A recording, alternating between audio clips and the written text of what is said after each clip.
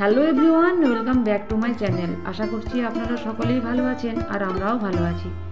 আজ আমি আপনাদের সঙ্গে শেয়ার করতে চলেছি বাঁকুড়া জেলার জয়রামবাটি গ্রামে স্বামী বিবেকানন্দ প্রতিষ্ঠিত যে নরনারায়ণ মন্দির আছে এবং যেখানে প্রতিদিন নারায়ণ রূপে একটি করে বালক শিশুকে পুজো করা হয়, সেই পুজোর কিছু নিয়মাবলী সম্পর্কে।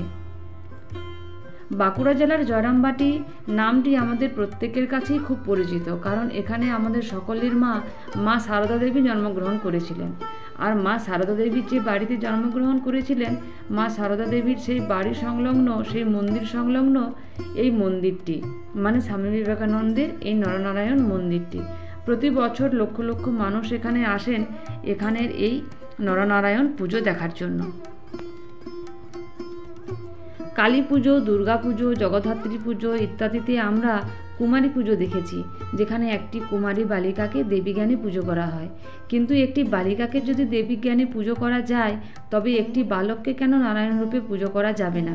এই চিন্তাভাবনা থেকেই এখানে প্রথম শুরু হয় একটি বালককে নারায়ণ রূপে পুজো করা। প্রথম এখানে বালক শিশু পাওয়াই যেত না, গার্জেনদের, অভিভাবকদের নানা রকম প্রশ্ন থাকতো, এখানে পুজো করালে শিশুটির কিছু ক্ষতি হবে কিনা, কেনই বা পুজো করাবো। কিন্তু মানুষের মুখে মুখে এটা এখন এত প্রচার পেয়েছে যে এখানে এখন পুজো করানোর জন্য লাইনেই পাওয়া যায় না। এখানে প্রতিদিন একটি করে শিশুকে পুজো করানোর নিয়ম, কিন্তু এখন এত ভিড় যে এখানে প্রতিদিন এমনও হয় যে প্রতিদিন দুটো করে শিশুরও পুজো করানো হয়। তবে যেদিন স্বামী বিবেকানন্দের জন্মদিন, বিবেকানন্দের জন্মজয়ন্তীর দিনে 3টে বালককে পুজো করা হয়। সেদিনকে পুজো হতে একটু দেরি হয়, সেদিন 12টা থেকে পুজো আরম্ভ হয়। যেহেতু এখানে পুজো করানোর ভিড় এখন অনেক বেড়ে গেছে, অনেক লাইন বেড়ে গেছে, প্রত্যেকেই চায় তাদের শিশুটিকে এখানে পুজো করানো হোক, তাই এখানের পুজোর নিয়মকানুন অনেক এখন পরিবর্তন ঘটে গেছে, অনেক পরিবর্তন আনা হয়েছে। আগে থেকে এখানে মিশন সংলগ্ন যে অফিস আছে, সেই অফিসে আগে থেকে যোগাযোগ করতে হয়। শিশুর বার্থ সার্টিফিকেট নিয়ে এখানে আসতে হয়। সবার প্রথমে শিশুটিকে অফিসে চেক করা হয়, শিশুটির উচ্চতা, শিশুটির বয়স সব কিছু প্রথমে দেখা হয়।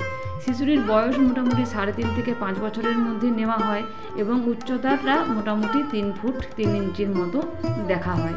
একটু 19-20 হলে বিশেষ একটা ব্যাপার হয় না, তবে মোটামুটি 3 ফুট 3 ইঞ্চির মধ্যেই নেওয়া হয়।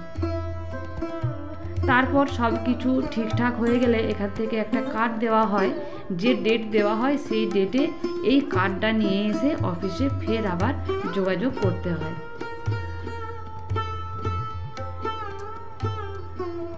যেদিনকে ডেট থাকে পুজো করার, সেদিন সকাল 9টার মধ্যে এখানে এসে উপস্থিত হতে হয়, কারণ 9টা থেকে 9:30টার মধ্যে শিশুটিকে স্নান করিয়ে সাজগোজ করিয়ে পুজোর জন্য রেডি করা হয়, আর সকাল 10:30টা থেকে 11টার মধ্যে পুজো শুরু হয়।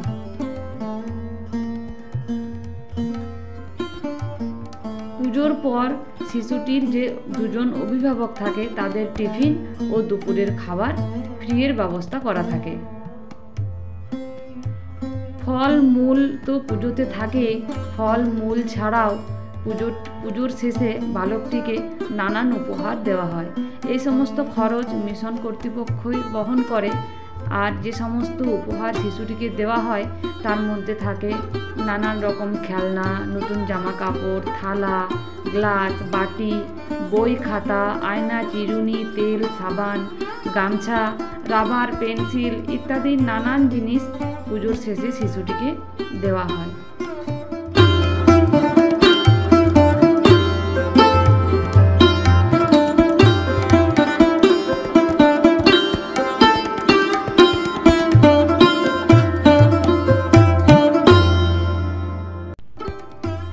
তারপর পুজো হয়ে যাওয়ার পর শিশু দুটিকে নিয়ে এসে এরকম করে বসানো হয় 2টো চৌকির ওপর।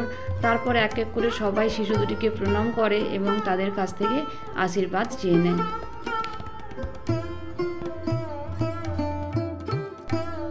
আমার বাবা কর্মসূত্রে যেখানে থাকেন সেটা হচ্ছে কামারপুকুর, জয়রামবাটি থেকে খুব একটা বেশি দূরে নয়। তো সেই জন্য আমরা যখন বাবার কাছে থাকতাম ওখান থেকে মাঝে মাঝেই আমরা এখানে ঘুরতে আসতাম। বিশেষ করে 1 জানুয়ারির দিন, যেদিন কামারপুকুরে কল্পতরু উৎসব হয়, সেদিন আমরা আসতামই। জয়রামবাটি আর কামারপুকুর পাশাপাশি দুটি গ্রামের মানে দুটি জেলার দুটি গ্রাম হলেও একদমই পাশাপাশি, বেশি দূর নয়। তাই যখনই কামারপুকুরে যেতাম তখনই জয়রামবাটি, কামারপুকুর এবং নরনারায়ণ মন্দির এইগুলি সবগুলি ঘুরে আসতাম।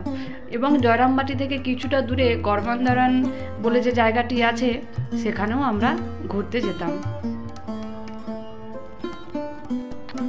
তবে এটা হচ্ছে অপুবাচির দিনের ভিডিও, সেদিনকে আমার যাওয়ার সুযোগ হয়নি। আমার মা বাবা ওরা সবাই গিয়েছিল আর আমি তখন শ্বশুর বাড়িতে মা বাবার সঙ্গে যেতে পারিনি। এটা মায়ের নিয়ে আসা ভিডিও, তো সেটাই আমি আজকে শেয়ার করলাম।